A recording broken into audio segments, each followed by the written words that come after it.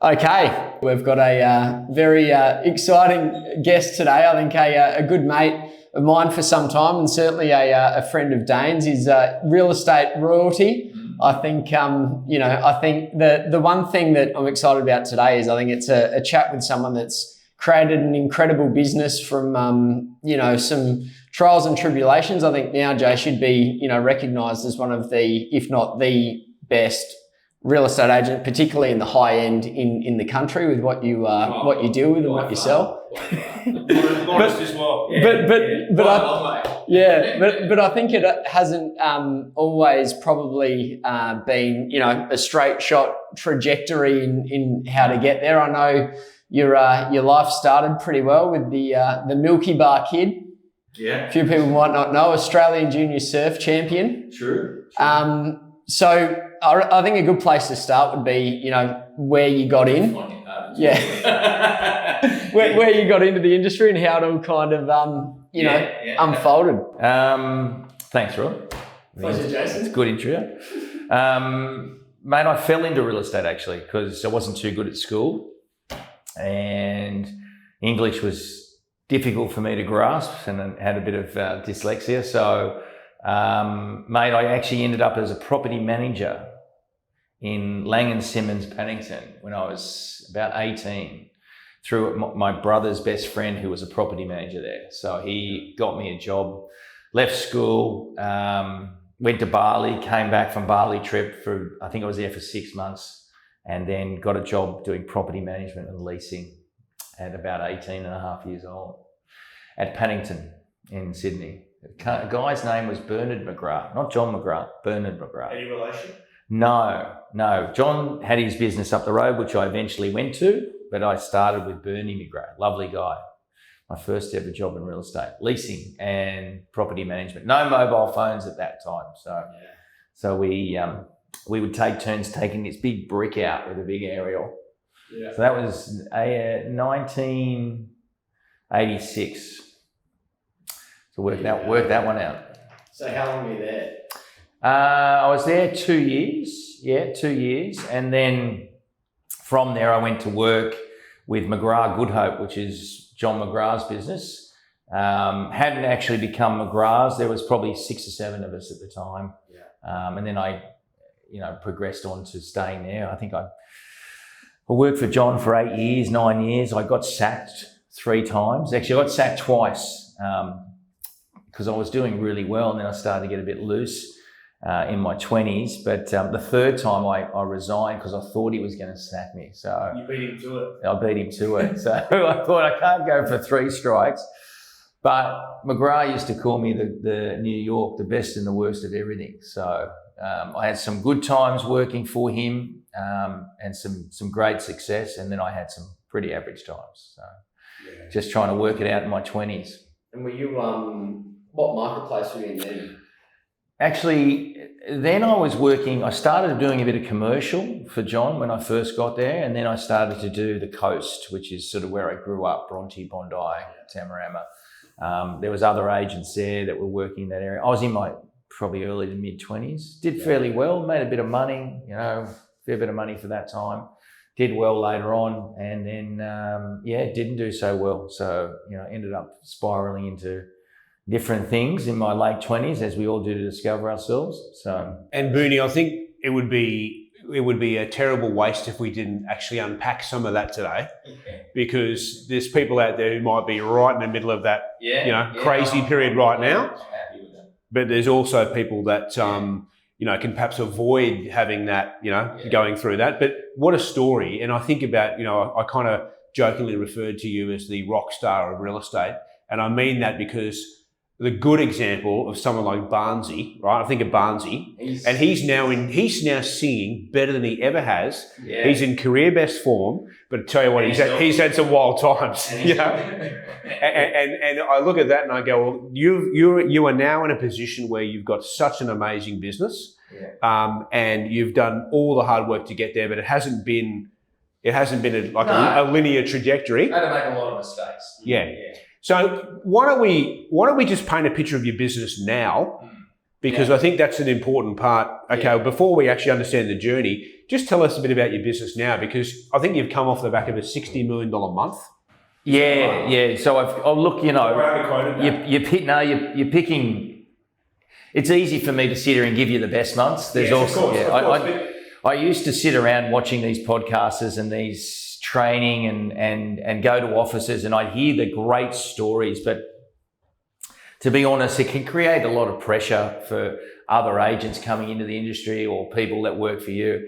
So yeah, I can have really good months, but I can also have not so good months, and so it's a long journey, and it doesn't just happen overnight. I'm 54 now, and I started when I was 18, and we're sitting here in a podcast talking about a $60 million month.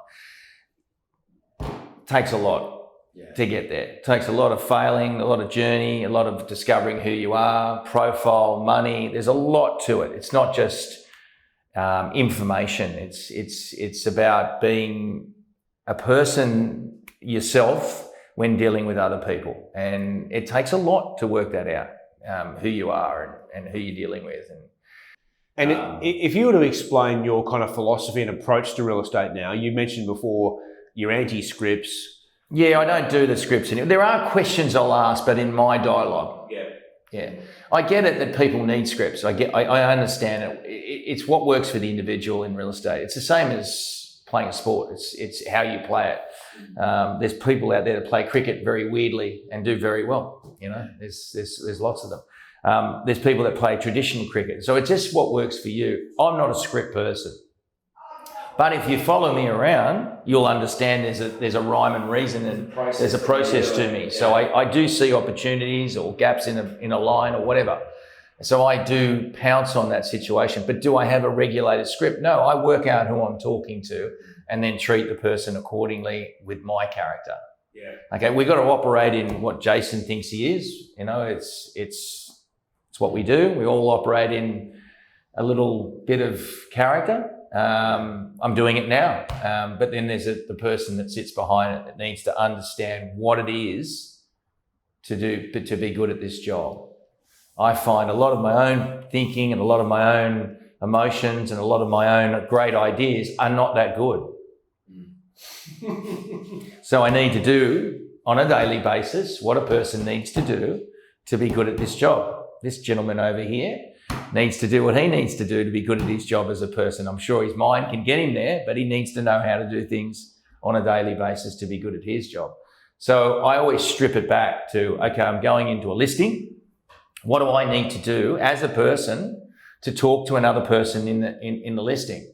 Whereas my competitor will go in with his brain and have all these amazing ideas and throw everything out here, have a dialogue, talk about all these, he'll just bombard them with his thoughts. You really need to connect as another person.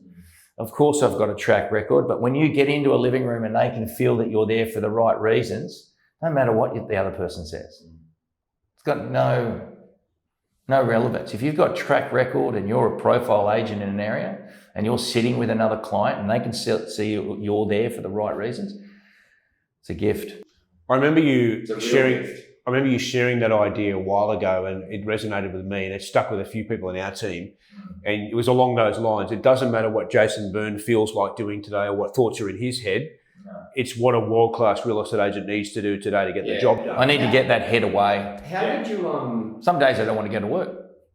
Some days I want to go to work and talk too much. So how did you, because you obviously did really well for a while, then you had your time or whatever, and then you went into it, like for you to go in and your approach, I remember you saying before, was you just tried to show up. Andy is... my assistant. Who's your business partner? So he got no one to give me a job. I blew up the whole thing with McGrath's. I had alcohol and drug issues towards the late 20s. And, I went so far down, it was, I just, blew up my life. So I caught an elevator to the basement and then looked for the drain in the basement so I could get into that. I wasn't happy with just the basement. Yeah. So I just blew everything up, and everyone knew. I was probably the last person to work out I had some problems there. Went away, got them sorted out, came back, still took a while to get it right. And then Andrew, my school friend and owned a business, just a small business in Potts Point called Richardson Wrench. I had about 6 people, and he gave me a job. Yeah, gave me a job. And how old were you, like 20s at this point? I was probably 30, 31. I didn't have a car, had a couple of suits. I walked to work. Yeah. Just one day at a time, turned up, do what was right for that guy who gave me the trust. Was it hard to get out of your own way? Was there still, I was doing this while... It's still hard to get out of my own way today. Yeah. I mean, I'm sitting here going in and out of what's a person, what my character thinks. Yeah. I still catch myself today telling lies. I still catch myself today talking wrong to my there's still parts of me that it's a daily thing. If you want to follow something, it's a daily thing. It's you're not on your own there, Booney. Yeah, we all make each day you look back, you've done a little bit better. Each day you look back, I just find what does it need to be a good husband? Great question. What does it need to be to good father? So it seems like the McGrath days, it wasn't like your journey wasn't good at real estate. They were trying for a return, getting good at real estate. You were always good at real estate. It was all me. Yeah. But you were always good at real estate. It was just that you're... Yeah, I had a competitive nature. Yeah, I had a competitive nature. I must admit, in my 20s, I was helped a lot. Yeah. So I was given a lot first. Yeah, I took the ball and ran with it, but I was, it was all me and I was the one. And so what was different when you came back after that experience? I came back with no view of making money or being a hero. I came back with just one day at a time doing a good job. Yeah. Talking to people, building relationships long term. I came back as a person. And your strategy at the beginning, correct me if I'm wrong, was to choose a handful of buildings? Yeah, so I worked out, that's a really good question. So it's hard to explain to people listening or watching, if there is any. I'm not sure about these guys. I wanted to make it so where I became known for selling in a certain building, street, area, whatever it is, you've got to have your laneway where people identify, I just want to call Rob or I want to call Guy Powell from Miami. You got to have your clique, and then everything else evolves from there. People go too wide too quickly, or they run around, or they feed information, or they make cold calling, or they do phone calls or door knocking. That's great, but that's not who I wanted to be. I wanted to be known for an area or a building or a street, and no one else was going to get a call except me. So I had to create a profile. How did you choose that area? It was an accident. Okay. Based on where the office was? You walked out of the office? Based on who would give me a job. Yeah. No one would give me a job. Yeah. No one would employ me. You happened to be in Potts Point, Elizabeth Bay. No, that was the only, he was a mate of mine from school, and I was able to bribe him enough to give me a job. Yeah. He was a good guy called Andrew Hoggett. I'm still his business partner today. Greg McKinley's the other one. And we still own it today. And I'm an owner of that business now with them. There's a property management, there's commercial, there's sales, there's 50 staff. It's a good functioning business. Isn't it amazing that wasn't some strategic decision? Yeah, it happened beyond my control. Yeah, I won't go into that because I've also got my theories on that. Yeah. I'll probably get shot on the way out. But everything happened beyond my control. I just sat in the seat and did the best I could. And then what did you do in that? Okay, in the early days, try and remember, because I'm always conscious with these discussions. We can look at where you are now, but what did you do in the early days? Brought it back to the moment, to the day. Yeah. Made sure I was there for the day. Did I finish the job being an asset to Andrew for that day? Did I talk to another person as a person? Did I give advice? Did I create profile? I didn't want to be a real estate agent and just try and get business and try to make money and get a car and whatever. I basically played the long game in a area that I wanted to, I chose to be in, or I was put into. I wanted to create a profile, not a real estate agent. I wanted a profile. I wanted people to call me. How did you do that? I spent money, mate. My own money. I didn't wait for an agency or for an owner to give me access or do my signboards. Everyone else was in those days asking for handouts. Will you pay for my brochures? Will you pay for my letters, my A-frames? I just went and did it all myself. I paid for everything.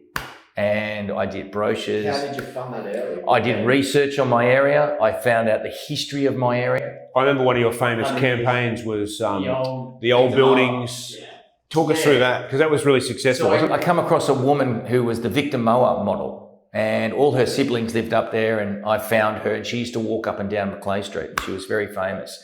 And back in my era, they used to do get their suits tailored, and there was all these gambling places and all that. It was really rich in history, but there was no King's Cross back in the 1900s. It was basically a pretty style. They call it Hobbs Nobbsville back in its day.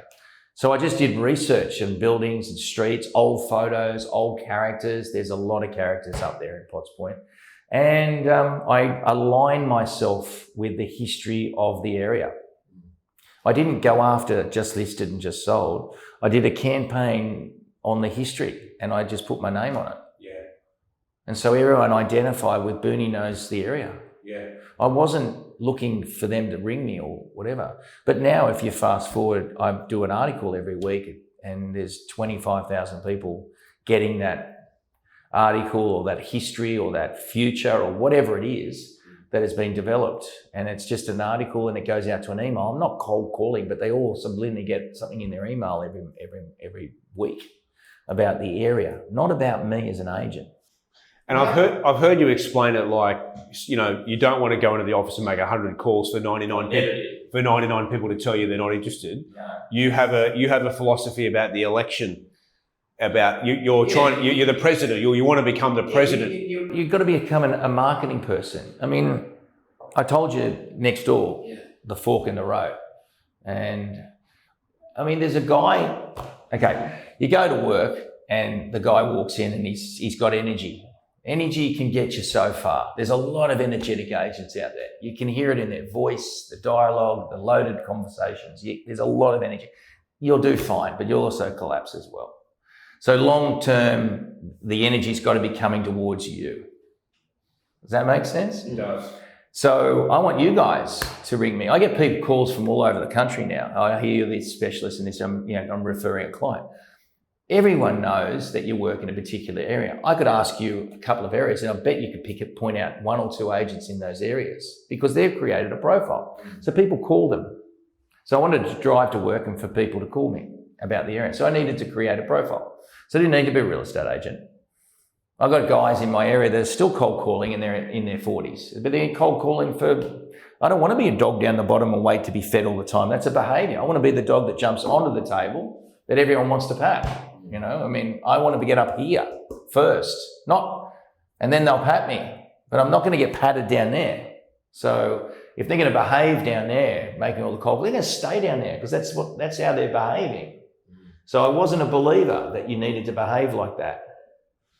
I believed that you needed to create a profile of who you are in your area, and they'll call you. And when you're investing your own money in that strategy, you're committed to that strategy, there's a lag, isn't there? There's a lag between when that starts to get a return. It's not that bad. But I think that it's not that bad if you're really on it. If you go hard. You're making the calls, you're going to get the return. It's something in it being your own money. People, if you're asking for help, then you're not going to. Yeah, so it's not got the right energy about it. So what did you do? I know you're fanatical or were, I think now would be just through knowledge, but initially your product knowledge. Yeah, so I have a memory that's pretty good, and I don't have very good quality English. I can't read or write very well. So my memory is incredible. So I just memorised the buildings, streets, prices, rates per square metre, sizes, strata fees, went to town. So I could be so knowledgeable and a person. So when you're sitting in a listing, I can talk about knowledge and be a person. It's very hard to beat knowledge and a person. Well, I think it's just a tough one to beat. Yeah. People can feel it when you're in there, if you're being a real estate agent, mate, some people will gravitate to that, but then they're not your client. They're not who suits you. I think one thing you said once as well that you did early, a lot of people, the script or the direction was, if you get the appointment, don't give out a price or, and you kind of said, well, no, if I've got the knowledge. Yeah, I'll talk to you. I could tell you over the phone a range of what your place is worth. I've got no problem. No, I can't. Imagine going to a listing appraisal, the guy walks in, he said, I'll come back to you on price. You know, this fucking one's worth straight away, like half the time. So I just sit down and workshop it, talk to the person. But it's almost a concession that you don't know. You have to go back and do some research. Right. You should know. You should know before you get there. Yeah. You might, look, I mean, you might, it's a really, you know, that old saying that, look, emotionally it could be worth $20. Logically, it's worth 15, and really you're going to employ me to see if I can get the emotional price. If I can't, we can come back to logic, but at least I've been honest. Yeah. Nobody wants to list with you unless you've got some hope. Everyone wants the hope of more. You don't have to overprice it, but you can give two levels. One's honest, logical, the other's an emotional price, and you do your best with your skills to get them that price. If you don't succeed, you can come back, but how do prices go up? It's because you've got an agent that backs himself, and he's going to go and try and find the right buyer for the right property at the right time and get you a little bit more money because he loves surfing Bronny, and the house is in Bronny. Yeah. You need to create. That's a nice way to present it, because it makes you feel better about giving, you know, not bullshitting. Mr. and Mrs. Jones, your place is worth $10 based on every sale on the street. I know that you've been selling with Mr. Blogs, and you know, they sell most. This is when I was breaking into it at certain buildings. But I want to make a name for myself. I might be able to get you 12 or 14. Just let me have a crack. All I need is 30 days or 6 months or whatever you want to call it. But the way the prices go up is when someone has a go. So let's have a go together. I'll talk to you honestly. It's $10. Let's go for 12 or 13. How else does prices go up? We found the right buyer at right time, and I'm able to negotiate for it. And that's what I can give you. It's so hard to beat. Yeah, that is hard to beat. It's really hard to beat. Because you're getting to the core of what they are feeling and wanting. And there's no game now. But they often know that, don't they? Well, there's no game. Yeah. I know that you want 15 and it's not worth it. Yeah. I know that it's worth 10, but let's try and make some more But money. they also know that it's not worth 15. No, and if you know what, if I get your sale at $13, can I advertise it to the entire building? Because I'm going to get so many more listings. And I might be able to beat the guy that sold most of the building for you. So that's how you break into areas. You create hope. Because there's obviously a guy before you, or a girl before you, excuse me, these days I'll get shot. But I think it's very different to creating hope that is just blatant disregard to what's actually. I used to get the question, how do you break into a dominated area? That's the answer. Logic, emotion. I'm a hopeful agent. I'm going to like, you got to tell them why you're worth, and the other agent sold 10 in the street. He's just going to logically sell it when it's time for what it's worth. Might get more, but for me, that's a really good way of breaking in.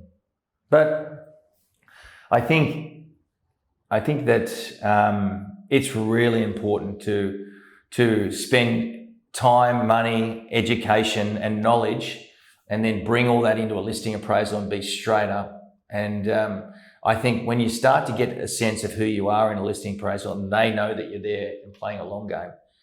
It doesn't matter what you've got in your hands or, you know, what dialogue the other person comes in with. It doesn't matter if he talks about a database. None of those tools work when you've got a person that's in front of you that's generally there for the right reasons and playing the longer.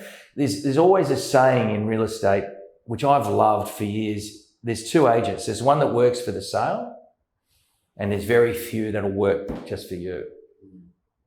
So if we sell or we don't sell, you're going to be singing my praises, but I'll be there for the right reasons. It's just these simple, truthful discussions. Some people are so delusional, they're not going to fit you.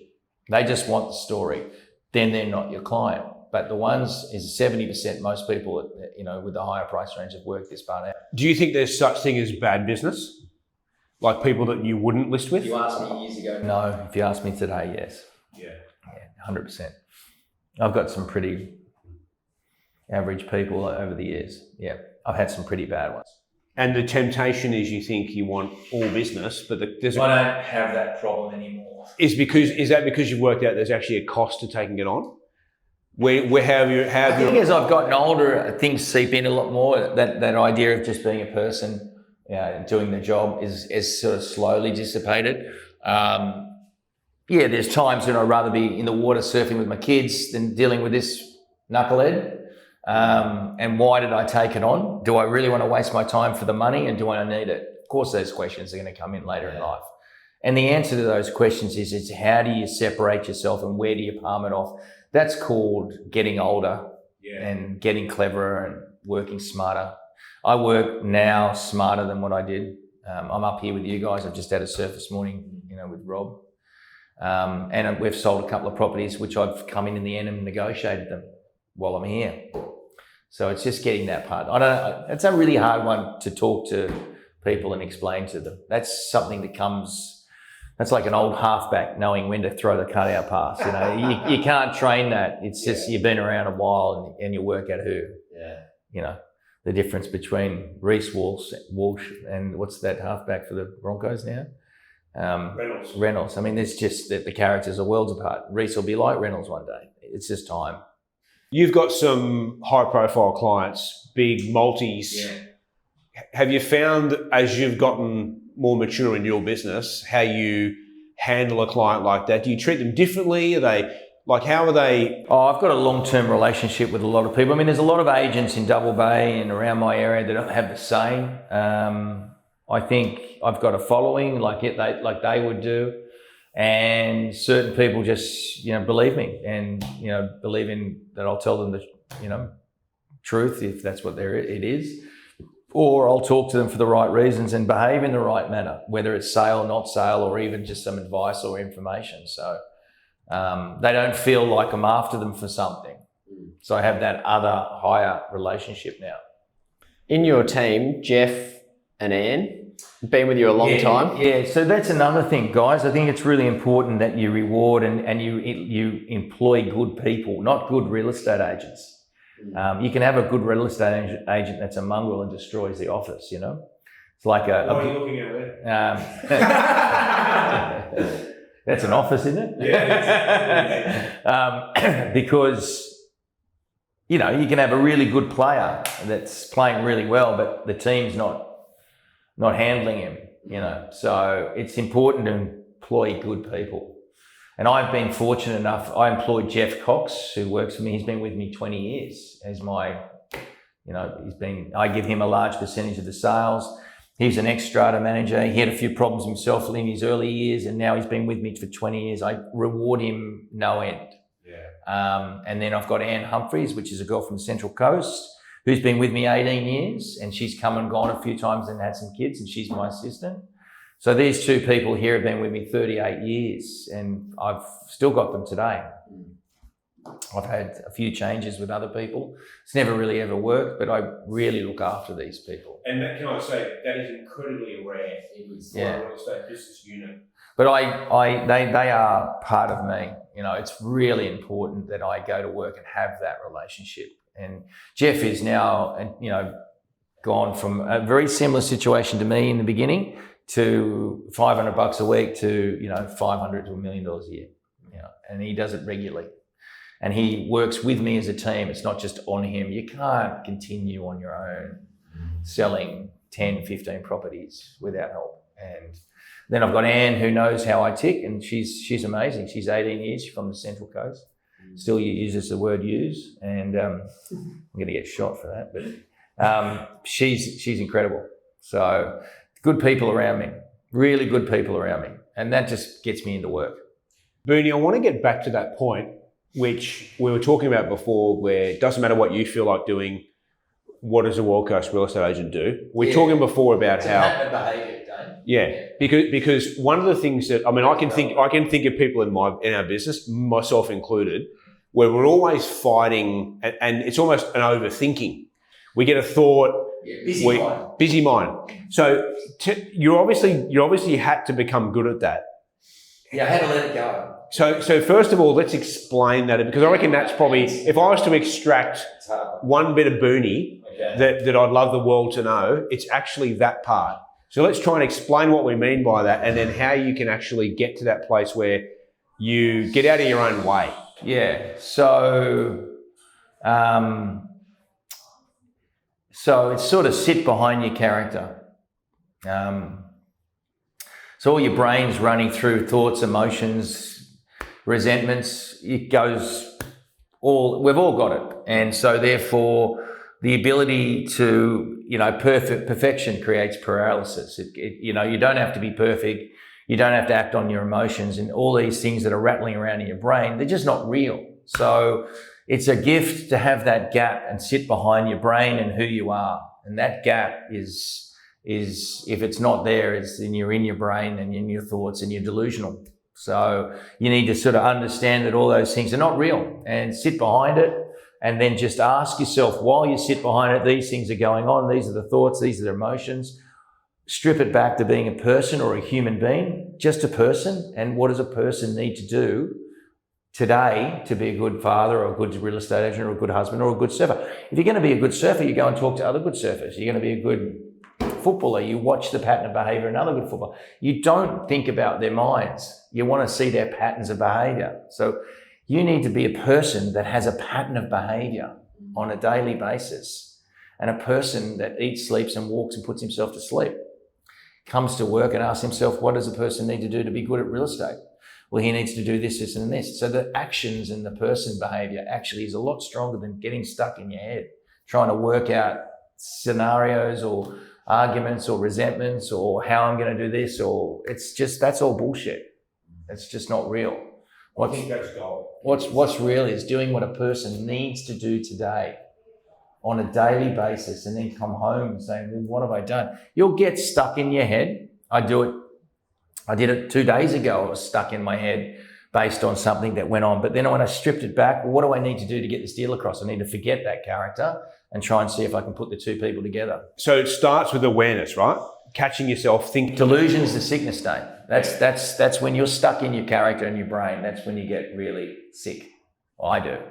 Yeah. I guess. What do you mean by delusion is a sickness? So you mean like you believing... Well, you've got people out there that don't know and don't ask themselves questions around who they are and what their behaviour is. So you always have to check yourself. And so if you've got addiction issues and you think you don't have them, there's a delusion state there that keeps you sick. Yeah. Would you say that's self-awareness? Yeah, it's also the ability to ask yourself, for instance, Rob's name or Rob's character. Rob has a character. So it's also the ability to ask yourself is, we need to operate in that sort of character, but we need to understand, what does Rob the person need to do to perform well? Yeah. Now, you can strip that back. Like, he's a 45-year-old man that's married, have 2 kids. He lives in Broadbeach, and what does he really need to do to make that world hum? And he can write down those things. You start to get away from the thought process of what Rob's brain thinks he is. Because not most of the time those responses we're getting from other people. So he would write down, well, I need to have a swim and a surf that makes me happy. I need to kiss my wife on the way out the door, play with my kids for 15 minutes. He's now becoming a person by writing this down. And do you Rob's brain might have an argument with someone the day before and he can't do those person things. This is the delusion. This is the gap. This is where the gap forms. And then you can't hug your wife because she's sleeping with the kids, and there's a barrier, and it's all here. But a person can do anything. A person can eat cheese. Rob's brain tells him he hates cheese, but he's a person, he can eat cheese. Yeah. So when you get out of the brain, those restrictions and delusions, a person can do anything. Rob, well, he has some character defaults because he thinks he's someone else. And that can be feelings too, can't it? Yeah. So that can be thoughts, and you can also... Well, that's the real. It's a movie. Your feelings are movie real. So it's really difficult, Dane, but you've got to realise that thoughts are not real. No. They're just not real. It's true. Yeah. It's very true. And a good example in a real estate... If you've got a busy mind, you'll understand it. That's right. Yeah. That's right. A real estate context is people can be telling themselves a story, a reel about... an action they need to take, and then they talk themselves out of it. But then I find this amazing how many times you hear the story where someone tells themselves a story about, I won't follow that person up because they're already dealing with X, Y, Z. They've told themselves this whole story. They make the call, I'm going to see them this afternoon. The person made the phone call, the brain gave them a narrative. Yeah, that's exactly the So a person that does the job will succeed on a daily basis. The narrative will go up and down like a yo-yo. So I always used to say... That's a really hard thing to explain. I don't know if you got what I just said. No, I did, 100%. It's really... But you know, freak people out. No, but it does freak people out. But you know what? I actually used to joke. I said it the other day in our team. Yeah. Sometimes real estate agents need a lobotomy. They almost need to detach, like stop overthinking and just do the job. Yeah, it's easier said than done. Well, there's the gift. Yeah. That gap between the two. This is the I think that's Booney's. If he was going to write a book, that's what he would write. There's agents that I've met that just do this job, do not allow their character. I won't get into who they are. Then I've got other agents that take a stance on the character of every person they meet. Two scales. Yeah.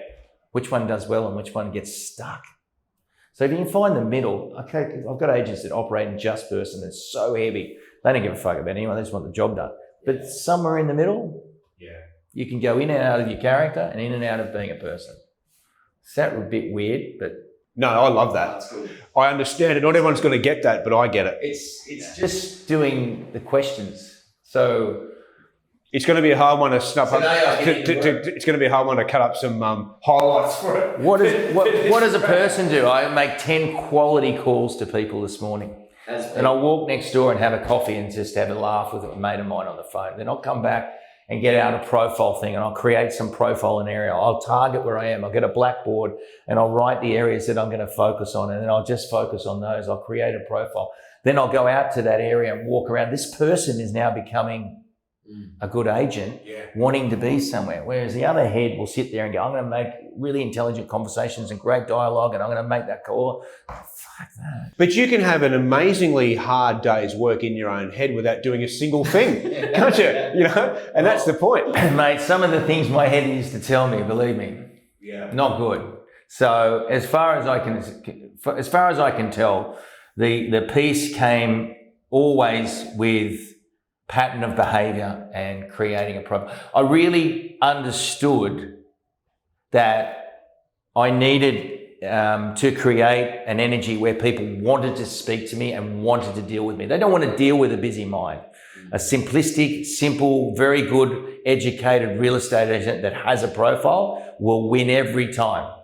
Well, I think every time. One of the things I remember... How you train that to someone is not through getting too clever. You spend time with them by example. You spoke about that once with with buyers that you're working with. You're just asking them questions to actually help them and actually like guiding them on, based on what you've told me, you're looking in all the wrong spots. Well, if you get that clever, you can say, look, do you like North or, you like what size do you like? Where do you go to coffee shop? I mean, you can get all that, where do you like to surf? I like surfing Broadbeach. You just get you can do all those questions, but that's just simple questions. It doesn't have to be dialogued. Someone might not want that to happen to them. They might want to just develop getting to see you at properties all the time. There's just different. Everyone's different. So you need to be a simple person that can cater to. There's an agent in my area. I won't go there. Very toxic, but does really well every now and then. Pulls off some big sales, but really not many people want to deal with the person. I won't say male or female, the person, because 80% of the market she's just too toxic. Now that person, even a blind squirrel finds an acorn once in a while. She gets some good sales because she gels with certain other toxic people. And she really hammers that. So she can work for an individual in her lane way, and she can do a better job maybe than what I can at that moment with that client, with that sale. That guy we saw next door is the agent I'm talking about, sold for that guy, and I couldn't get that sale. So it's depends on who you want to be in. And nothing's wrong with her, but she just suits. Nothing's wrong with the person, but she just suits the individual, So I think it's just, if you're a broader agent, you get more listings, you get more, it's getting into a whole new world. But I mean, I think it's a consistency thing to keep going. If you can separate yourself, you don't take the work home. I think what's interesting about this chat is that there could be a lot of people who, Jason Boon interview, he's going to tell us what to do. What did he do? Yeah. And what's really interesting is, right, what I've got out of this at the end of this interview is to go, well, you probably already know that, right? It's actually your own head. Yeah. And I hope if you're listening to this and you've been overthinking, talking yourself out of things, letting you, the overthinker or the toxic thinker or the emotional person that gets pulled in that direction, go over to this direction and actually start just being a great agent. Sit back. Yeah. I tell you a really smart, I won't get it smart. I tell you a very consistent question I could not stop asking myself when I woke up. I was in my early 30s. And the question was, what do I need to do as a person to create a profile where people will call me to sell? Because I can't stand chasing the arrogant. What do I need to do as a person to create a profile in this area? Just keep asking yourself that question and then write down what you think you need to do. It'll be different for everyone. What does a person need to do to create a profile? What does a person need to do to be a good realtor? Just simplify it. And you'll find ways. You'll make mistakes. You'll make good quality decisions. But you'll start to wake up and you'll see yourself 12 months from that question and you go, shit, I've become that person that I was asking. How do I become it? And now people are calling me. There's no blueprint or standing in trainers are going to hate me, going to a course and that's going to tell you how to do that mentally. That's right. That's what I mean. So it's like, here's the manual, but you've probably heard the manual. You've got CNN telling you off and you won't get a guy from the States because it doesn't make money. They can't sell you anything. They can't buy a ticket to go. So they need to complicate it. Haven't you ever been to a seminar when you walk in and you've got that much loaded information? You're thinking, shit, what am I going to do now? I've got to do that. I've got to do that as well. And then I've got to say that. And then I'm going to no. You've got to simplify it and create a profile and be you.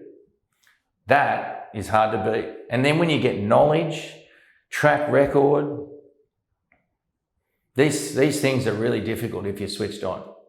They're really difficult. Knowledge is straightforward knowledge with the fact that you're there as a person is so difficult I had local agent, another company, big company in my area, trying to break into the area, and they had the best dialogue and they had shiny suits and no socks and they were just charging and they had these huge databases and they had this big friggin', the whole thing was, they had steak knives, bells, whistles, steak knives, these little flashy earrings with Christmas trees on it. They had the lot and it just flashed, everything looked amazing. But at the end of the day, they were just going in there with, all the tricks to sell real estate. It's the meeting the buyer, selling the property and trying to marry them up and talk to them about negotiating. It's that last 2 or 3 conversations that'll make you money. Nothing to do with all those bells and whistles, I think. So if you've got a mature agent that doesn't look like he has to sell and can negotiate for you, wow, great last 2 or 3 conversations. Would you list with Bernie? I think I would. I got to be in the right headspace, but anyway, but I hope that helps. But it's a great way to end, and thank you on behalf of all of us to say for sharing and being so open, because mate, love what you do and love that message. Awesome. All good. Thanks, mate. Thanks, Jason.